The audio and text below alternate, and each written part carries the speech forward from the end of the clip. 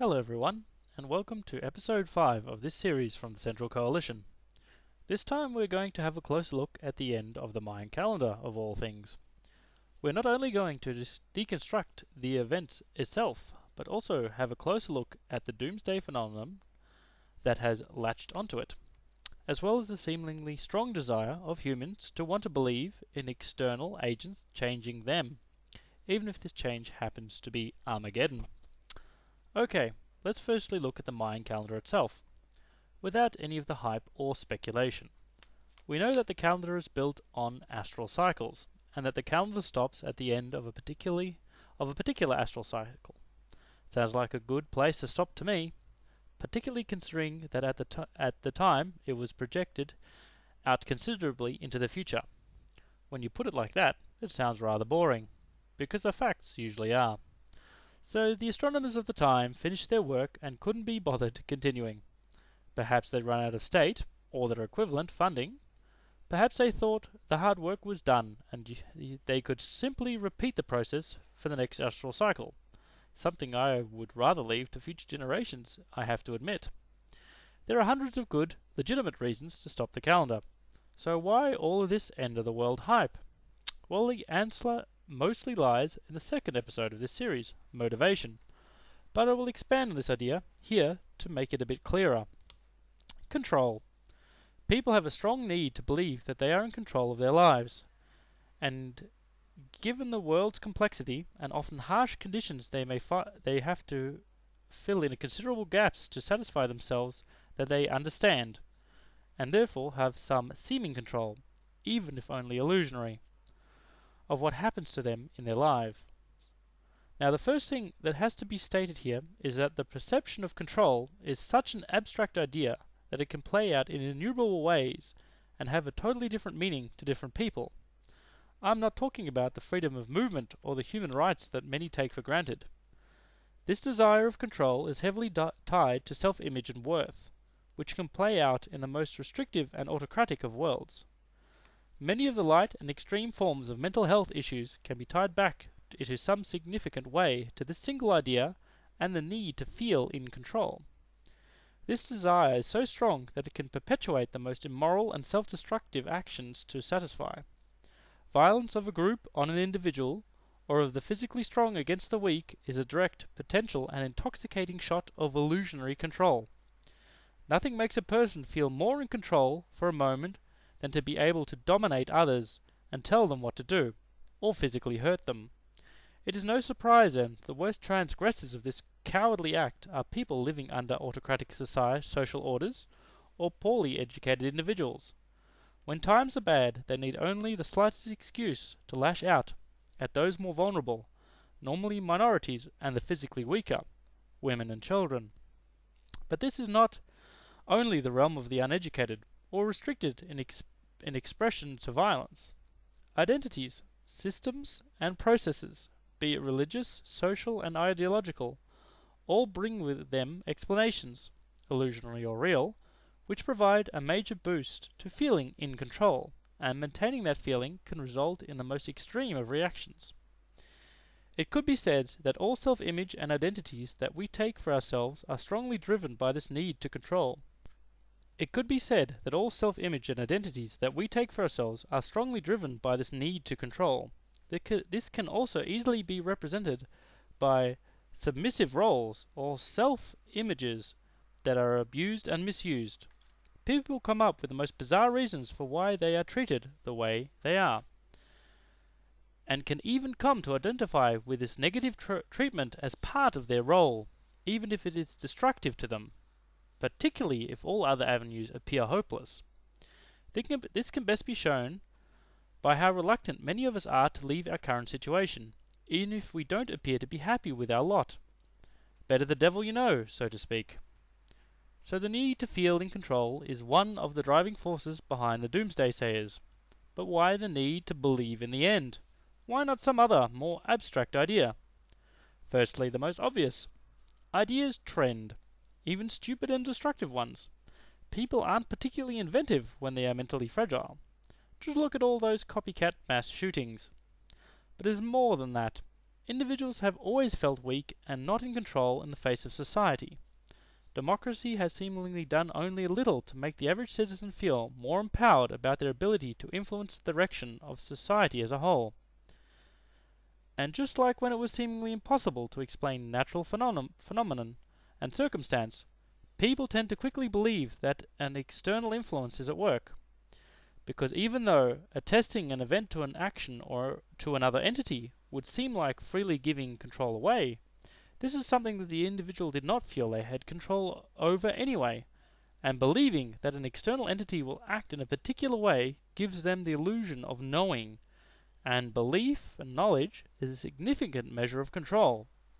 This works for atheists just as well as religious types. Scientific theories are called theories for a reason. The one advantage that it does have over strict orthodox religion, I suppose, is that it uses the term theory.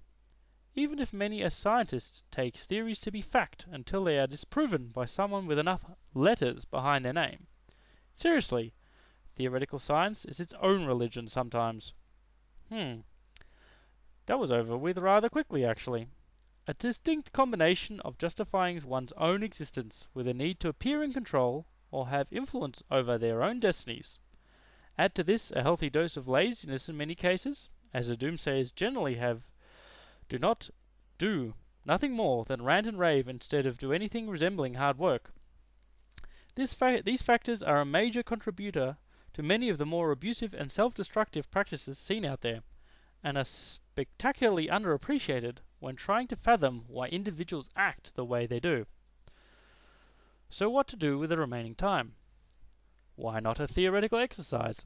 I'm going to construct a self-image, a purpose, using the Mayan calendar as an idea seed and develop a core ideal that can be attacked from everywhere, but also defended from everywhere. Balance. This exercise hopes to find a potential middle ground, something the common citizen can rally behind and find purpose in without falling into a fundamental bandwagon, just to see if it can be done. As this is a balanced investigation, I will have to compromise to take into account minor forms of most ideas. So don't be surprised if there are elements which you disagree with. Remember, this is an exercise. Firstly, given the wonder and sublime perfection of the physical universe and the incomprehensible unlikelihood of human existence by accidents, we are going to have an element of spirituality. Given the massive inconsistency and incompatibility of the major religions, we will also assume that only a few core elements of what we know represents anything close to understanding this spirituality. Did I manage to instantly annoy 90% of the population? Good.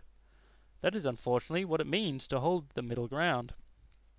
As the Mayan calendar is coming to the end of a lunar cycle, a very large and long one at that, so we are entering a new cycle.